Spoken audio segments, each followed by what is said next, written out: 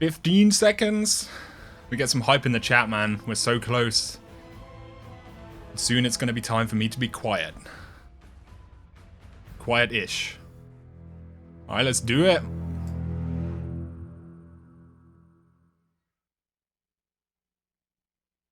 Welcome to Mercury, Guardian. We have infinite realities to explore. And all the time in the world.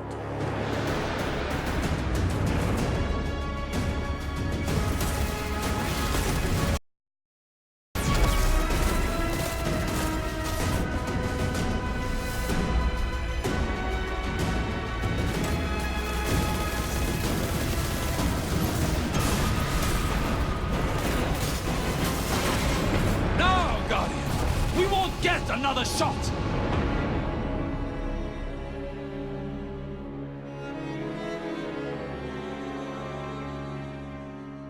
It's lit.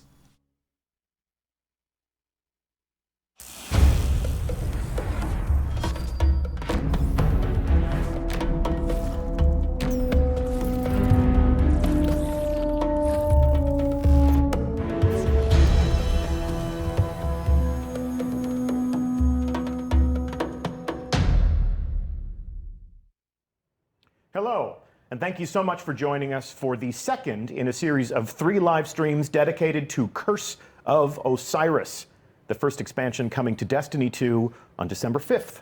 I'm Deej, and I will be your host and moderator for this conversation, including 2 of the developers who have led the creative process that have involved many talented, passionate people at Bungie who have created this new story that we're telling in the world of Destiny 2. I'd like to introduce you to the people who have volunteered to sit in the hot seat and talk to you about what we have made for your entertainment, exploration, shooting, heroic pleasure. First of all, returning to the stream from last week, we have Dave Matthews. Good morning. Morning. Good to be back. Yeah, good to have you back, man. So last week, you talked to us about story, but for those of the people in the audience who were not here for that stream, who may be meeting you for the first time, give us an idea as to what you do at Bungie and what was your contribution to Curse of Osiris. He's a cool guy. My name's Dave Matthews. I'm the art director for Curse of Osiris. My job basically entails working with a ton of talented artists and also design, narrative, fiction, and helping all those groups create something that's visually compelling and breathe life into the world. Storytelling through art, as we like to say. Absolutely. He's done a lot of cool work at Bungie before, that guy, by the way. Doing well? How are you doing? Good. You were the game director for this expansion. Yes, I was. So you got to lead. The charge involving many different disciplines. Yep. Yeah. So I worked with a team, everybody on the project. The goal was to, as a game director, you want to guide and you want to provide a vision for the project and for everyone, because we have a lot of really talented people here at Bungie, and just let them do their thing and then just kind of rally the charge. Wonderful. Okay. Well, there's several things that we want to accomplish on stream today. Chat has been put into subscription-only mode. Station identification, all subscriptions benefit the Bungie Foundation and our mission to ease the suffering of children as they are in the hospital and seeking wellness. We appreciate your support there, and this is an opportunity for us to focus the conversation just a little bit. While we are sitting and talking together, we are going to explore Mercury, brand new destination for this expansion. We are going to take a look at a new endgame reward system that you'll be able to use to add weapons to your inventory, and we are going to embark on an adventure through the Infinite Forest, which is a new way to play Destiny. Yep. This sounds amazing. I cannot wait to see how we forge these weapons, man. Fire team. But in the interest of time, as it is difficult to predict exactly when a public event may begin, instead of us trying to fill the moments with idle chit-chat while we wait for that public event to spawn. You don't like bro talk? I thought we'd keep the bro talk, as you just said, to a dull roar and show you exactly what a public event is like on Mercury. So as I said, in the interest of time, we're going to show you that we captured something that we just captured earlier. So we do have a fire team on set. They're going to be playing through the Infinite Forest live. But right now, what we'd like to do We get to see this public we would event. like to show you, I hope. the footage that we captured of this brand new public event that is created just for Mercury. Yep. Bespoke public event is what you guys have been saying to refer to this. Yeah, I'm really excited about what. John Sova, one of our designers, and Noah Thompson. That sidearm looks absolutely amazing, by the way. Basically built the space around this public event. I like to call it kind of the Vex Circus. That's not the original name, but it's this really awesome custom space and set of encounters that it's a lot of fun, and it's our biggest thing we've built for public events. And the whole space is kind of, as you can see, you just saw that the space transforms as you play, and you will expand out throughout and go to different areas that you can't go to at any other time. The transformative playable space is a running theme for Curse of Osiris. Absolutely. The event has begun. So you are witnessing the largest, most elaborate public event, most rewarding public event, we will see later, that we've ever created for Destiny or Destiny 2. Here we have the boss. Talk to us about this boss. So we're going to have these gatekeepers. They're going to be spawning throughout the space, and they're going to kind of be a brief focal point. And once you kill them, you'll pick up these, what we call keys, and dunk them. And then these are more or less your way of progressing through the different phases of the public event. Nice dunk. 2 points. This looks really actually, neat, that's a basketball especially joke. You don't considering actually like earn how points. much time we and then spend at this playing point public here, events these you'll move days. over to the other This could be pretty awesome. Complete other side of the space and play a more similar type of experience. And this is kind of just the first phase of the entire public event. We built Vex cannons throughout the space to kind of let you move quickly to another part of the phase. As you can see, we're about to clear out this guy, this gatekeeper. Once he's done, we're going to once again do another dunk. And keep in mind, this can be done in parallel. Keeper of at the same Ages time with Unseen. multiple It's got a pretty interesting multiple name. Guardians can more or less do this in parallel, but we're going to show you the whole thing. I think one of the things that is worth mentioning, in previous public events, they always tend to have one core focal element, and it always drives everybody to one centralized location. With this event, it actually, because of the way we've set it up, we have these different islands. It allows the team and everybody that's in the public space that's engaged in the public event itself to be able to move around the environment. And that's what we kind of talk about, like trapeze, bouncing back and forth. And that's where that Vex Circus idea comes from. Yeah. Vex Circus. Okay. And then because you're now on an island, you can't get here any other way except for this event. So this is kind of opening up the space to other areas that you won't be able to normally get to when you're patrolling around. And we have a Guardian down. And someone failed here. There's no failure. There's only temporary delay between you and victory. They failed. Okay. And so now the goal is for them to, when they're on these islands, is to kind of do a similar thing, which is kill more gatekeepers and pick up the keys and make more progression through the space, through the encounter. So this fire team will trigger the heroic aspect of this public event. But we're not going to show. But we are not going to show you exactly how that works. Maybe some of these special guests who visited our studio Gonna make us figure it out. will have their own content going live after the stream. We'll see if they can explain it. We'll see if they can figure it out. But for the purposes of this stream, we will demonstrate the existence of some heroic modifiers for this public event. But you will not learn during this stream exactly how that happens. You see there's a big kind of a Heroic EMP modifiers. explosion that's forming in the center of the space to kind of clue you in that something else is going to happen further in the public event. And this is a pretty involving public event, which I think is really cool because there's a sense of progression that happens that is not just in one spot. You're kind of all over the place. It's phased, yeah. So they just finished one island. Now they're headed back to the other. And if you notice earlier that there are the Vex cannons kind of turn around to unlock different things, different phases of the encounter. It's kind of a cool little twist that we're doing to, instead of having to have new things spawn in, we can use the same thing and make it feel like it's kind of part of a machine. It's a long public event for sure. Yeah, that was one of the things I we hope it talked has good about rewards. last week, Dave, when we were exploring the story and the lore of Curse of Osiris, is that Mercury was once a garden world, and now that the Vex are here and have made it their domain, the entire planet has been converted to a machine. Yes. And as we play through these activities, you really get a sense of the fact that we are just sort of now a cog in their machine, and it's definitely putting us through the paces. Yeah, and through the story, which we'll cover, you'll see more evolutions of that machine, which I really love the Vex story. I think it's a cool concept. One of the things that we talked about was getting back to some of those themes about mystery and always trying to understand, always plant the seed in the player's head of what's going to happen next. I think that's also another, I think it's a core tenet about part of this design is as it unfolds, as it progresses, you're constantly asking yourself, what happens next? What is my next? What am I charged with doing next? Yep. I'm asking myself, what is the loot?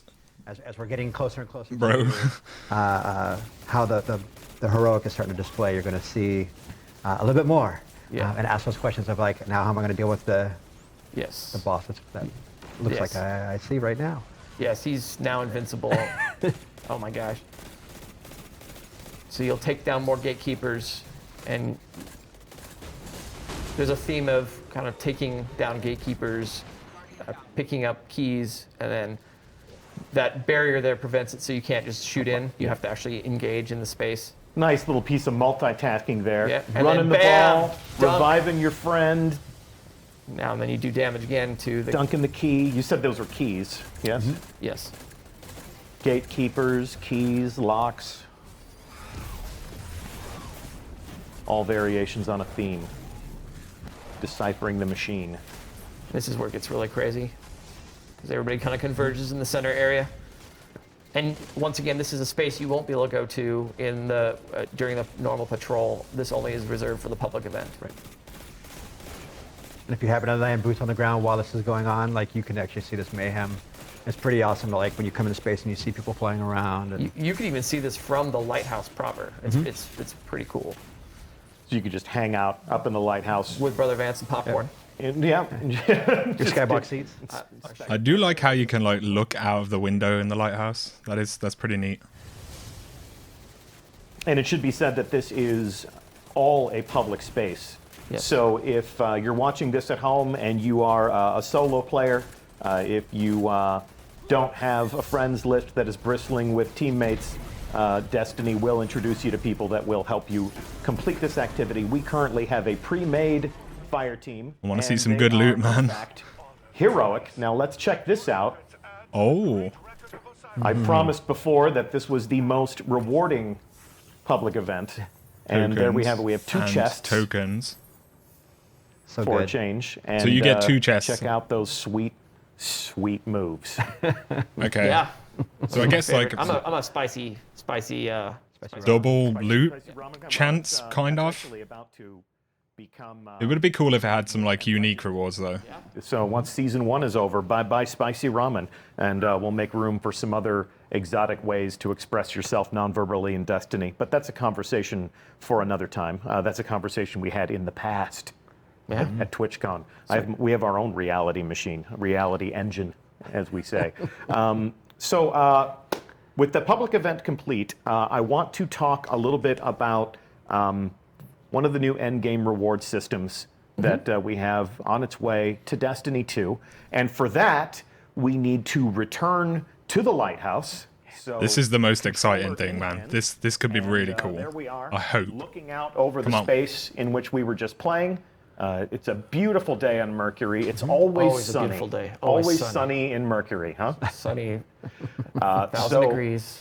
this is 60 FPS. a good opportunity for us to talk about some of the different innovations to the Destiny player experience. You know, whenever we are adding content to Destiny like this, it's a good opportunity to give the players new ways to understand their adventure and their progression, give them some new things to do. Anybody who is a Crucible elite who might have been to the Lighthouse before can see that, as we looked last week and saw that we've appropriated what was once a social space to being a place where you can now have access to a vendor. Brother Vance is now a dealer of story and mystery and rewards. But let's also talk about some of the other ways in which we've innovated on the way people can play Destiny 2. We just talked about a bespoke public event, a public event that is created specifically for a destination to take advantage of how that destination can be interactive. Also talk to me about how some of the different adventures in this game change the way that you'll interact with the environment and with basically the story in general. Could be good. So we have kind of made some changes to, first of all, the lighthouse itself. Yep. It's a little more streamlined. You don't have to run like a mile to get out. We have a warp gate right there. Yep. We have this thing we call the Forge, which we will talk about in a bit. And this is the wall of this wall of weapons, the Vex weapon wall. Yeah, this actually shows you your progression as you're going through and you're actually building various weapons that are all elective at the end of the game. Okay. Yep. I really hope we get something if we unlock the middleman. It's got to be like an exotic or something. We also have a mystery that you can solve. That if you are attentive, you can start to kind of piece together in this space. In this space. Okay. And then as well, we have the Vancinator, the Brother Vance. The Vancinator. Did you have to do that? Yeah, so I can make everybody groan. And so, he's kind of the centerpiece. He will give you bits of information. He will give you new chases. He will give you adventures, which is going to be the kind of the cornerstone of how you explore Mercury. Okay. And so from here, you can get you can play adventures. Hope this that will dude let likes you, tokens, man. more or less explore parts of Mercury that you can only explore with adventures. Okay. So the destination That's is cool. basically delivered to you through a series of different adventures. Yes. We'll talk a little bit about also how some of those adventures are now heroic. Yes. Yes. And you're adding modifiers to some of those adventures. Yep, we're adding a bunch of modifiers to the adventures, and they're going to be random every time you play it. These adventures, the heroic ones, are very, very challenging. Yeah. Bring a fire team. If you're good, bring yourself. Be solo. You can play it anyway. Okay. But it's definitely going to challenge people. Okay. The hardiest of players. Yes. So I want to talk about this. This is basically the first step that we will That's neat. follow in order to acquire those endgame weapons that we were just taking a look at the interface in the wall there. Lost Prophecies. Osiris wrote his lost prophecies on these 6-sided tablets and hid within them a secret for the guardian whose deeds he foresaw. So we have 3 options here. We have these different verses, verse 3, 4, and 10. In the interest of showing off a weapon that our audience did not see on the last stream, I'm going to forego the contrivance of an election run in chat, and I'm just going to acquire verse number 3. And there's many other verses too. How many verses in total? It's 11. 11 verses. All right. Yeah. So I now have verse 3 as part of my inventory, and I'm supercharged, thank goodness. So talk to me about the process for using this verse to obtain a new weapon. So if you look at that weapon, or if you look at that verse in your inventory, And that's where I can find it, in my it's inventory? in your inventory, yes. Okay. You'll see that, and if you, it shows basically what you need Yes. from the game, from playing activities in the game. There's various drops that you'll get. So this feels like a quest. It is a quest. An army meets Okay. and stands and falls. 3 nobles wage their hopeless war. In shifting madness, evil crawls. One stands above the battle's roar.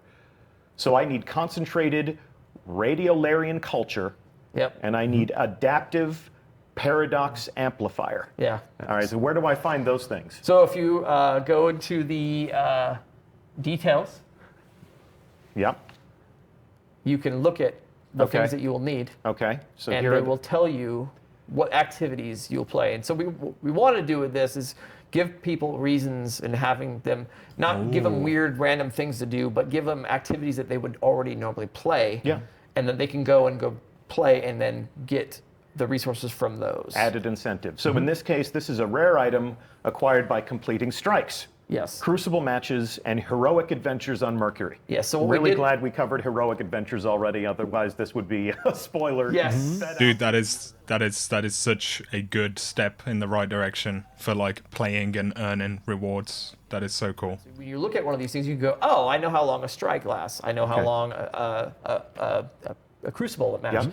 And so by doing those things, and you don't have to do all of them. If you're like, oh, I'm a crucible for life, bro, you can totally Yep. just play a bunch of crucible games and you will get those drops. So we're trying to base it based off of things that you have already familiar with and that you've played normally. Yep. Rather than just say, go collect 50 billion materials. And this is one of those things yes. acquired from the strikes. So I can consume this, Yes. and then we can starts see to fill here up. that my meter's filling up. Yep. And then I need the amplified paradox amplifier. One more time. Let's take a look at what that icon looks like, and let's see if I have any of those. I do, in fact. Wow, you have them already. I have them already. In the interest of time, we have front-loaded our Yes. inventory. And And we got one more.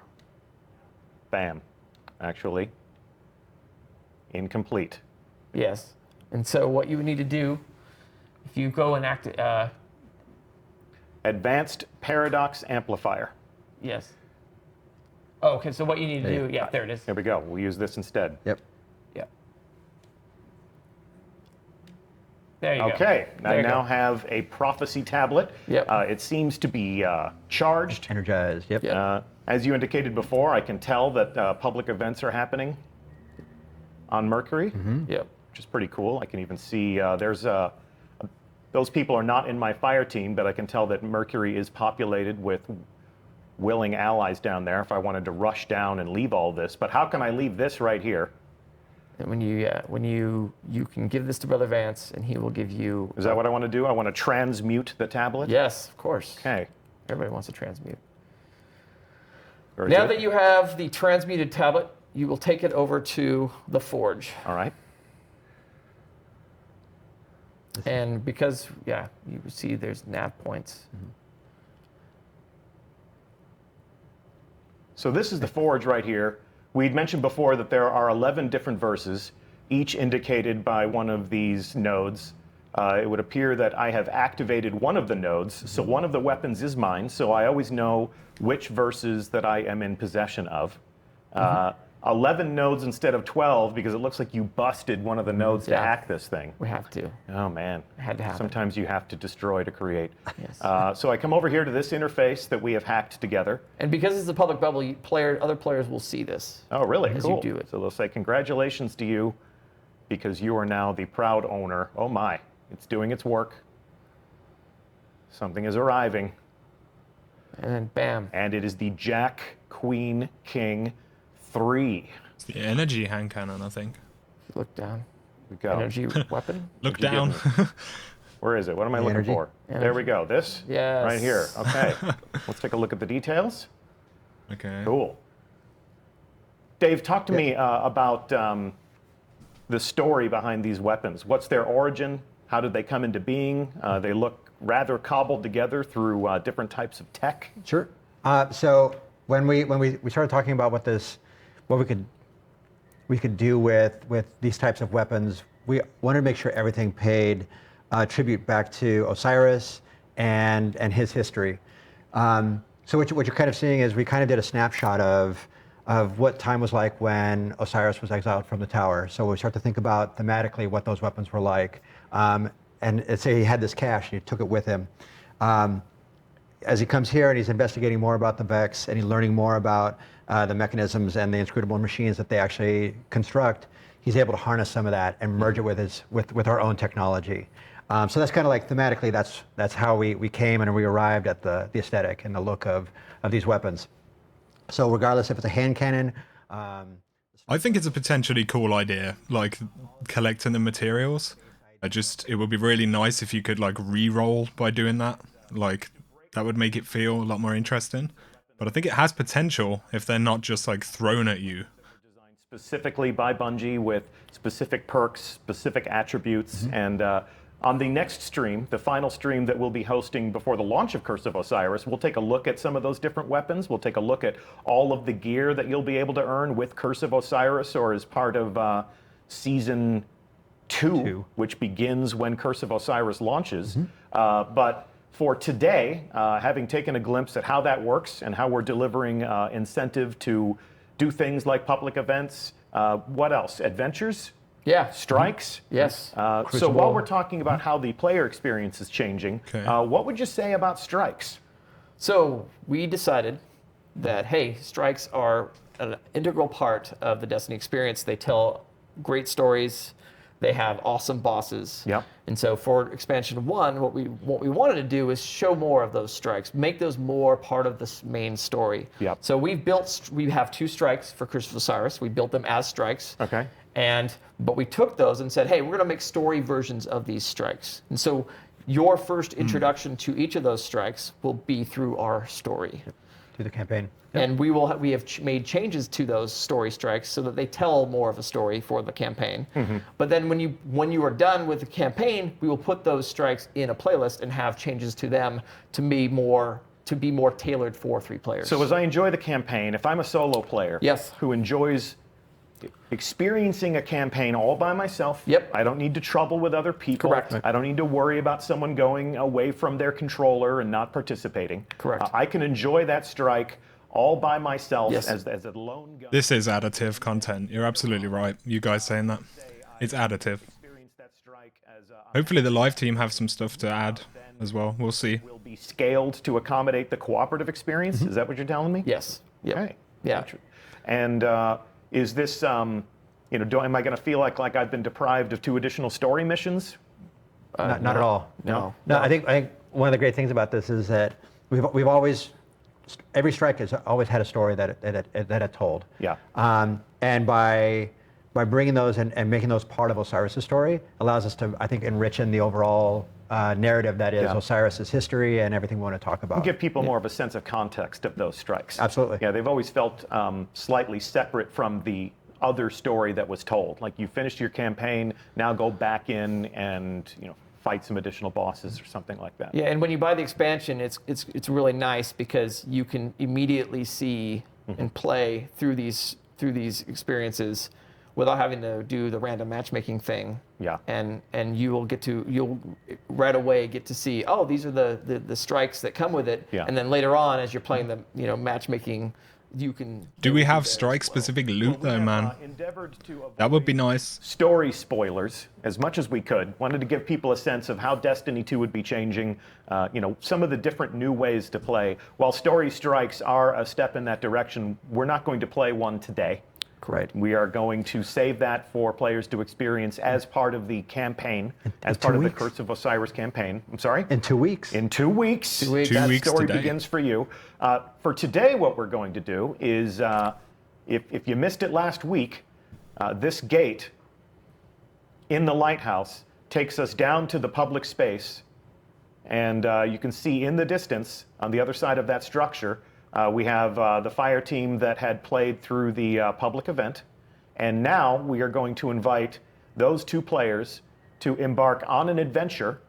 You said that adventures are really the way to unlock the experience, that's the way to explore Mercury. Yes. And what we're going to do is send them on an adventure into the Infinite Forest. Yep. So I'm going to surrender the point of view here, and we're going to join our fire team. There they are.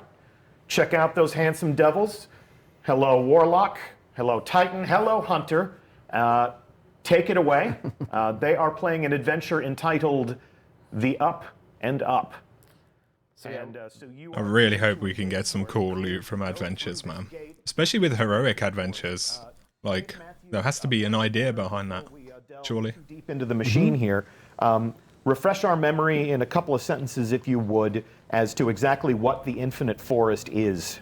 The Infinite Forest is a large Vex simulation that's constructed to explore all the infinite possibilities throughout time that ultimately brings about their success and their goals. And this also happens to be the last place that Osiris was seen going into. And Ikora is the person that puts you into motion to go and find Osiris, which ultimately will lead you into the Infinite Forest.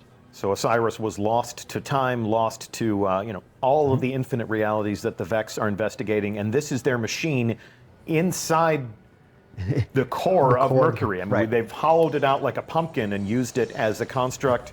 We can see, much like the public event, the landscape is propagating here as we move through it. And how exactly is that happening?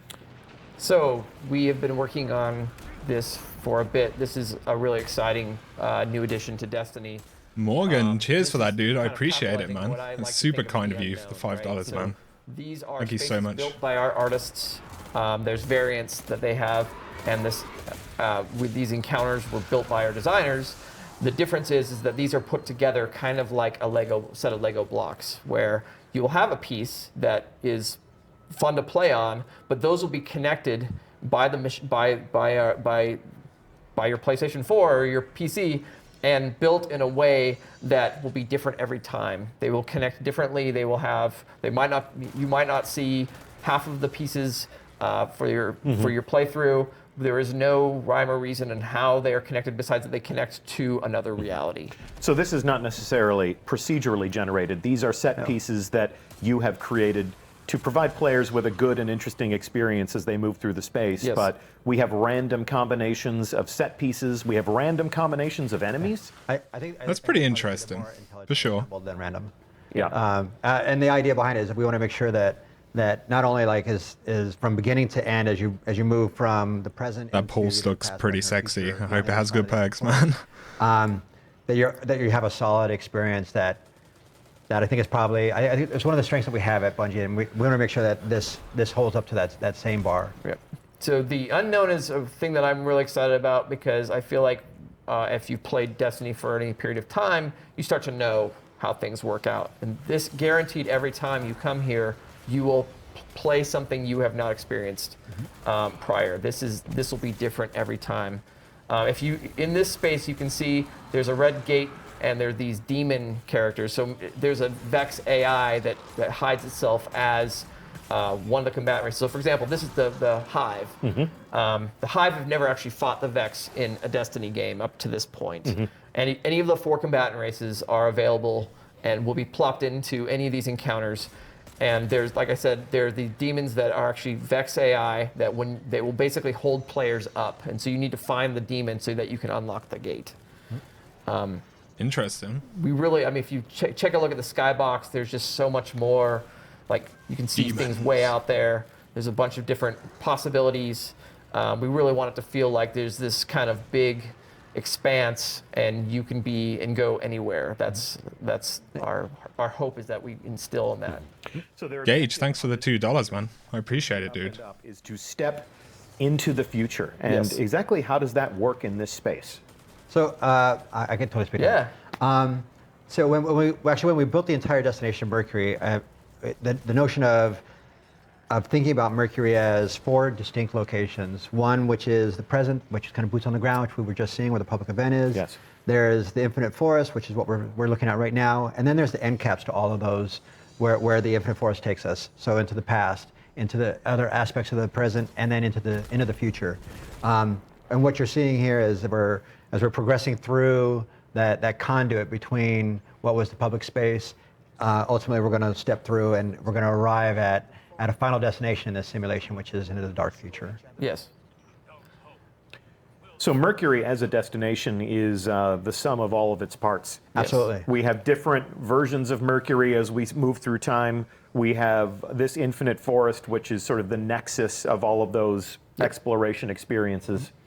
I like to think of the Infinite Force as kind of like an action subway that takes you from the present day into the simulation and into one of the simulated past, present, and future. This is definitely a different way of thinking about destinations, but I think it's really exciting because there is a lot of opportunities for players seeing new things all the time and replaying and seeing and giving that sense of the unknown, sense of wonder. It looks like we Mars. now see here that we've stepped into Quite a bit.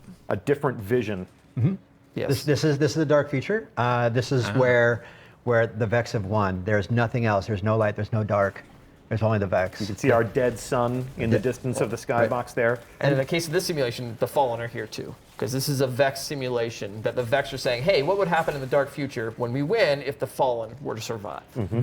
All possible realities. Let's take a look at every single reality that is possible in this universe. Yes. And then let's take the steps we need to take in order to get to the one we like the best. Yes. Right. Correct. God, I just so want that in my life. Yes. It's a really cool idea, like having all these different spaces. Like if they can actually populate it, you know, I think it'll be pretty cool. Aesthetically, we wanted to make sure that each of those locations inside of Mercury felt really, really different, unique. Yep. So this one, we want to obviously make it feel cold, a little hopeless. Nothing to light the way but a million red glaring Vex eyeballs. Yes. So, and then you saw kind of like the sun-scorched, sun-parched areas of the present, kind of that surrealistic, floating world of mystery that It looks is amazing, man. forest. Like visually. And then Undoubtedly. you'll get a chance to see what the past is like Yep. as well. Yeah, I'm not even playing. Whenever and my palms are sweating. Yeah. Whenever you guys do this jumping puzzle, you're gonna fall to your death. looks amazing, for crap, sure. It induces a very strong sense of vertigo. So all the adventures have a theme. The up and up adventures play around with this concept that you're making progress and you're doing these kind of high wire, dangerous, palm sweaty jump puzzles. Yep. We have other adventures as well that have their own gameplay theme. I really like the way that the adventure team handled this, because they took these very disparate, different parts, different adventure gameplay fields, and they made adventures for them. And I think someone just fell to their death. Did they? Did they? Oh. Anyway. Ripperoni. Nope, they all made it. And so yeah, when you do different adventures, they absolutely have a very distinct gameplay feel to them, and it's a really nice. You could play a bunch of them and never feel like, oh, I'm never be confused about, am I playing this one or another one? It's very clear. Time to eliminate the fallen captain. Yep. Going down a little bit easier for you, Deej? A little less stress-inducing? Just a little. He's just a little. The producer of the expansion is trolling Deej right now. Lol. Have all the different combatant races options. So you'll play an adventure sometimes with a hive, and sometimes you'll play one with the fallen, the cabal.